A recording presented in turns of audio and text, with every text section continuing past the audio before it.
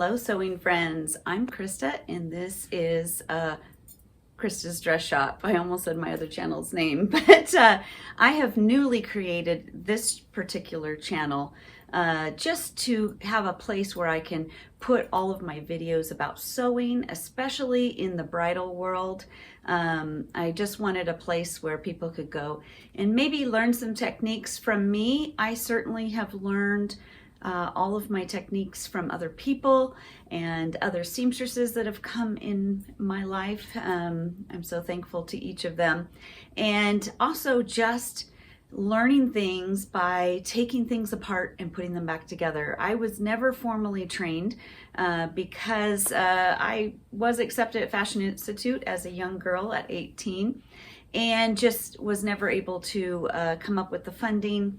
And then my life took a different turn and I became a mama, and I do not regret that at all. I love those years of raising my kids, but sewing was always my love and my passion.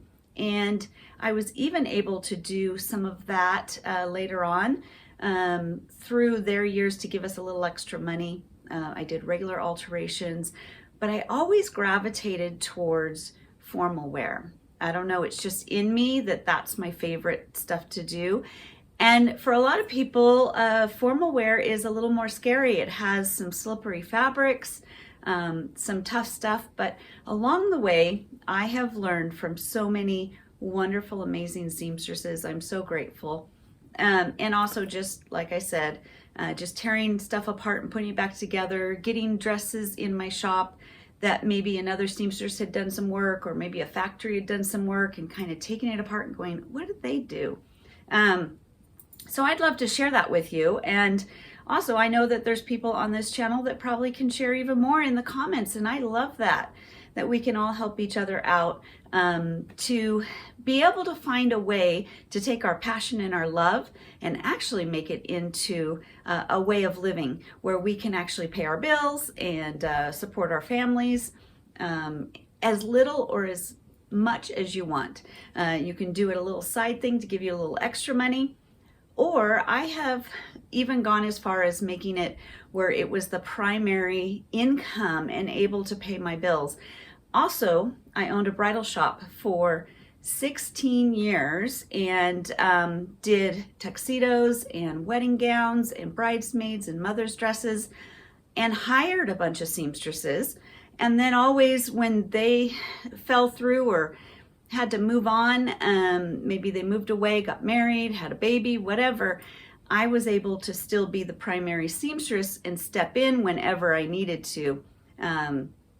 But it has just been a really good skill to know, and I would love to share that with you. So today, what I thought I'd do, I don't often get as many of the chiffon skirts in my store. I get a handful of them, but so much is going to the all lace that I thought, I got these two gowns in the same week, and I thought I should do a little tutorial on how to do the chiffon hems, because these particular gowns actually have two separate types of hems, and I always try to keep my hem the same as the manufacturer, pretty much. Every once in a while it's so bad that the manufacturer did that I will go ahead and change it, but I usually just kind of keep it where the manufacturer or the designer had it. I figure return it to the original designer's idea so that it never looks like I ever even touched the dress. So let me take you in close and I'll show you the two different types of hems on these gowns. Okay, I'm down here on the floor to look at a couple different hem options for chiffon gowns. So first of all, last week I was able to capture myself a few times videoing doing this hem, and this is your basic rolled hem. And what I did is just, I took off quite a bit, but I put back the rolled hem. This particular dress already had a rolled hem on it, so like I said, I always try to do whatever the manufacturer does.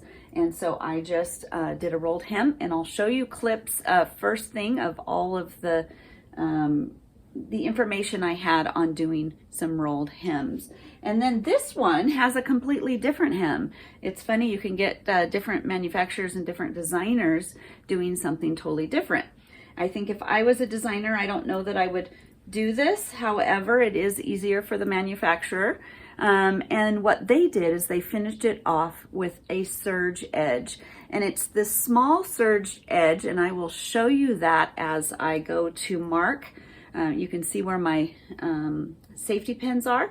This is how much I need to cut off for my bride. And I will walk you through that process after I show you the clips from this particular hem. So let's get showing you how I hemmed this dress first.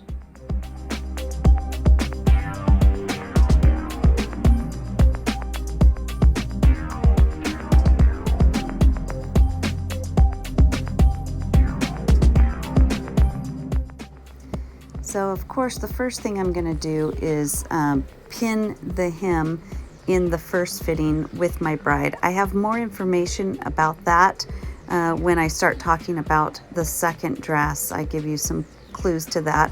But here I have put it on my mannequin, and I'm just checking all of my pins, filling in the spots in between the pins, making sure that everything makes sense for when I put it on my machine, making sure that everything's good.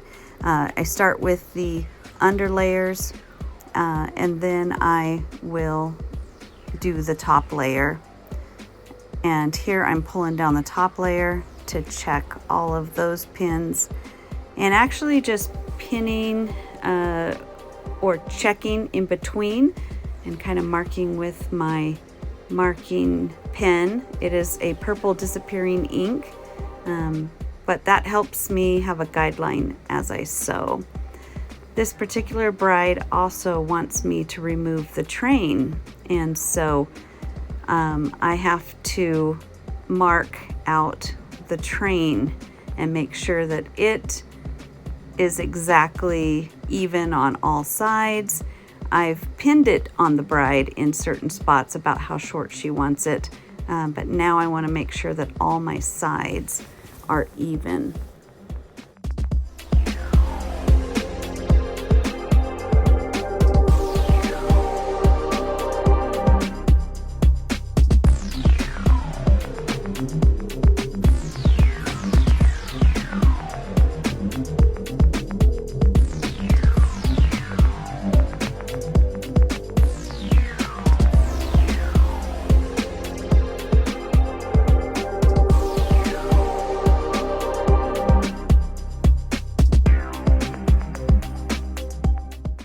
I'm now moving the mannequin onto the floor so I can have a wider surface and flatter surface to check my work and my measuring. Chiffon has a tendency to be very hard to measure because even after it left the factory hanging on a rack, it's probably gotten a little longer on one side or in spots.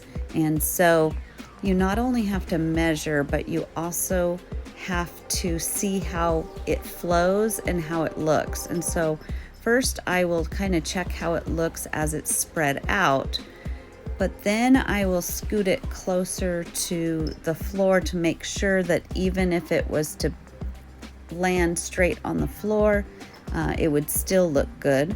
Here I'm once again doing a little bit more marking in between my pins to give it a good flow, so that when I'm on my sewing machine, I don't have large gaps and not know where to go from there.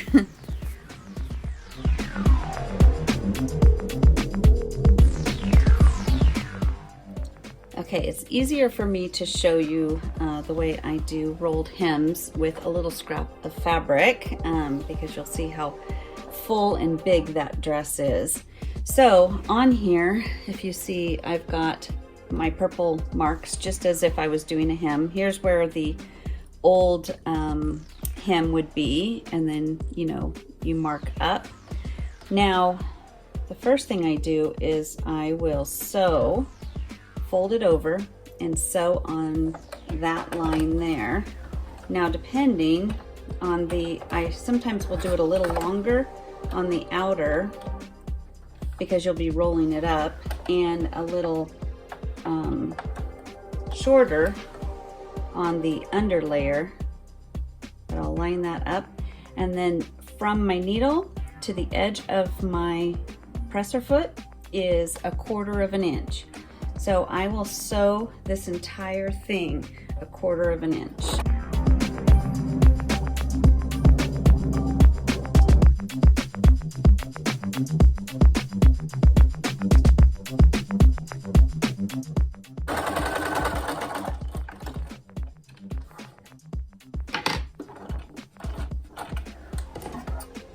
So then, this being the bottom of the hem, this being the dress that would keep going, then I will trim away my excess. Let's see if I could do this on camera. A little harder when people are watching you.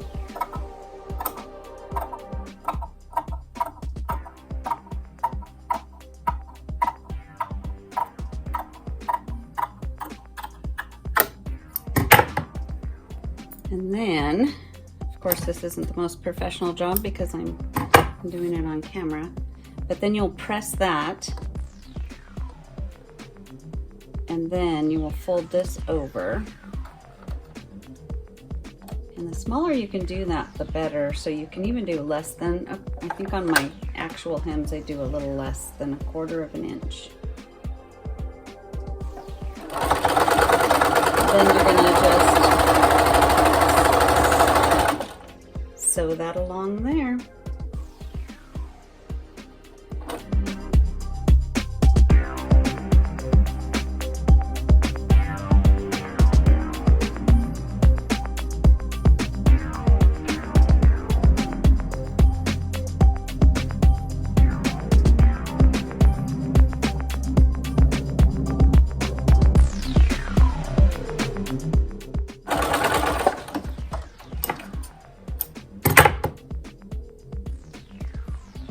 And voila. Didn't do that exactly like I do on the dresses, but pretty close. That gives you a good idea.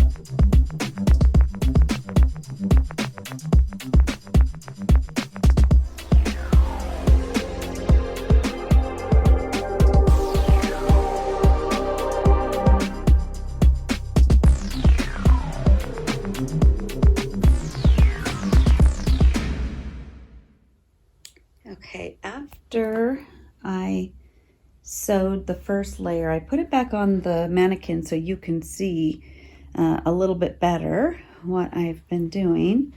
So I sew my first layer basically without even cutting the length. And then I'm going to come in and trim that. So let me show you where I'm starting to trim.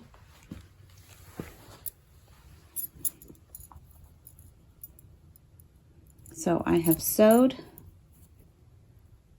the first section, and it's about, think it's an 1/8 of an inch or 1/4 of an inch. I'll show it to you on my sewing machine.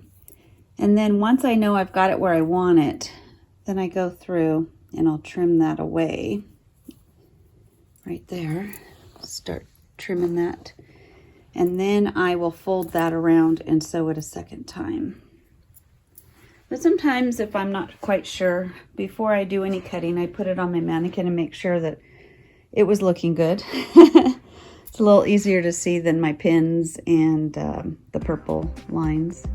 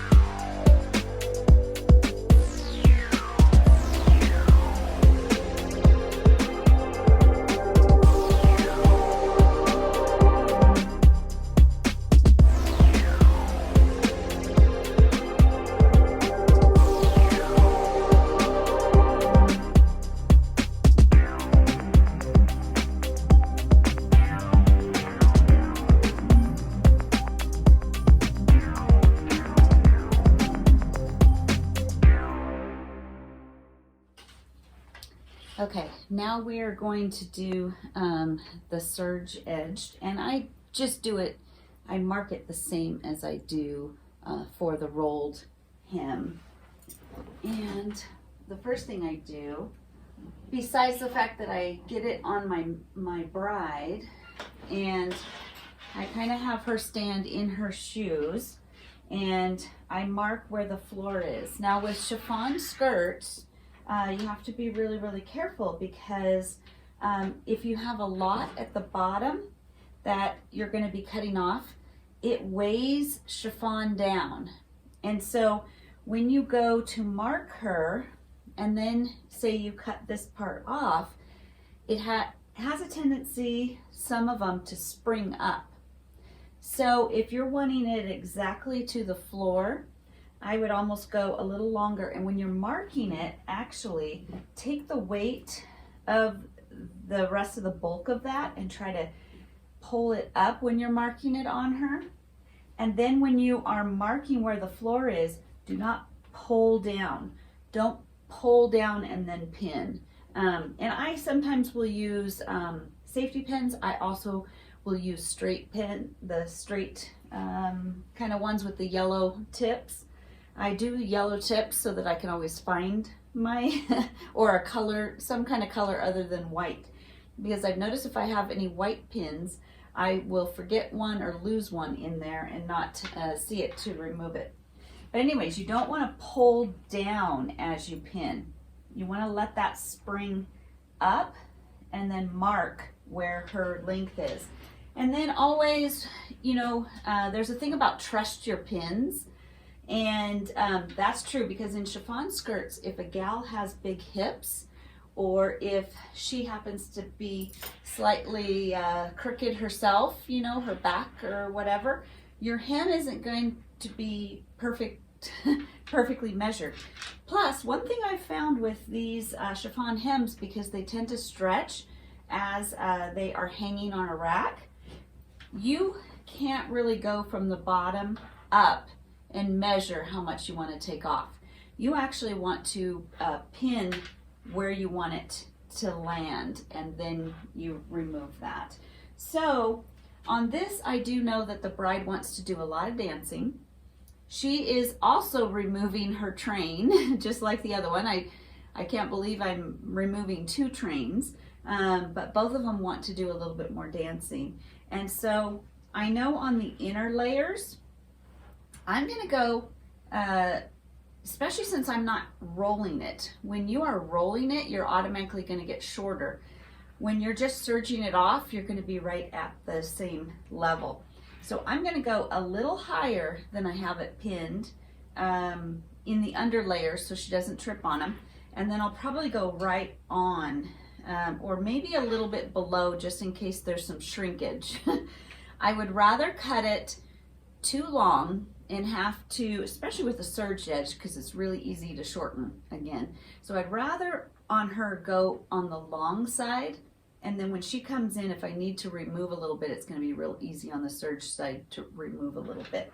But yeah, then I just kind of check all my pins. I dial in my mannequin to her height, and I just kind of check that there's nothing that's kind of a weird cattywampus hem.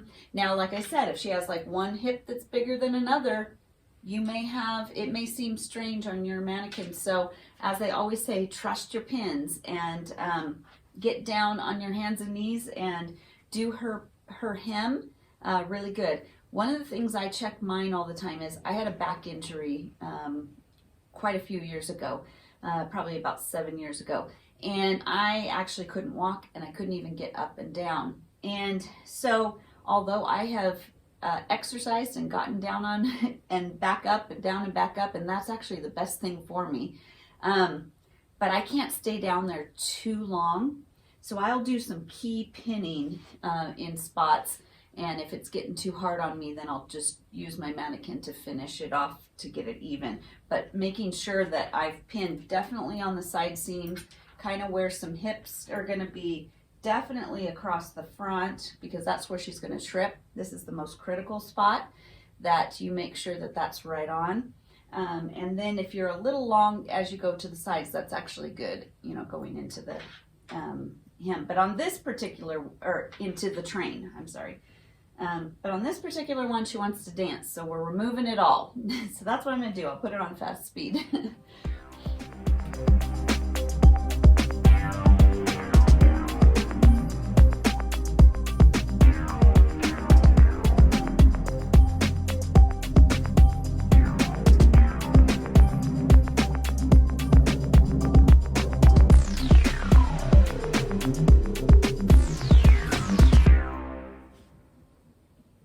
Okay, so this is my serger, and I have changed the thread to white.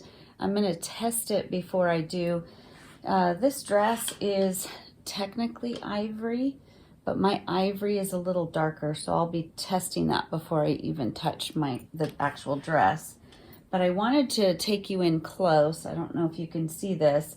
I have a 4-thread serger, but I never use four of them. I always have it on 3, and that's just to make a more narrow edge. So this, you can actually see it in the gray because I just changed it from gray. But now what I want to do is make that a rolled hem, not in the sense of like the last dress, but where it's a tighter weave. So there's a little lever. Let me see if I can zoom this in. I don't know if I can. Just a sec. Okay, can you see this here? I have this little lever here. When I have it pulled or pushed forward, it actually makes this solid kind of square pattern here. But when I pull it back towards me, it pulls out this little piece here. I'm so technical, I don't even know the term. I used to know it when I took the training class on this years ago, but I haven't had to use it since. So instead of doing that kind of squared off straight hem, what it ends up doing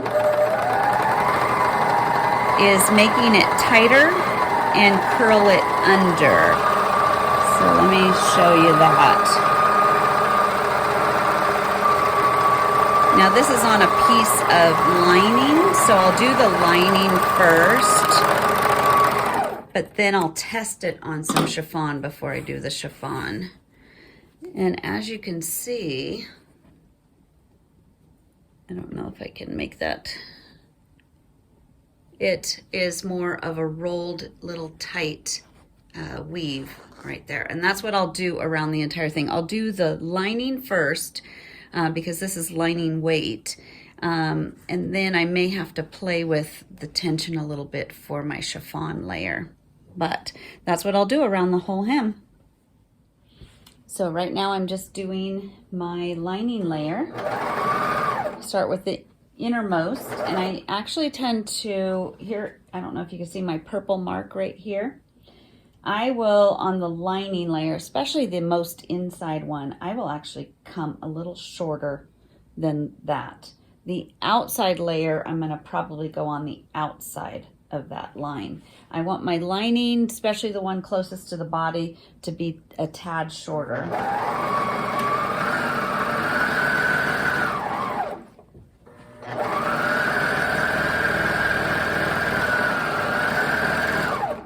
And it's just like following the dots, dot to dot.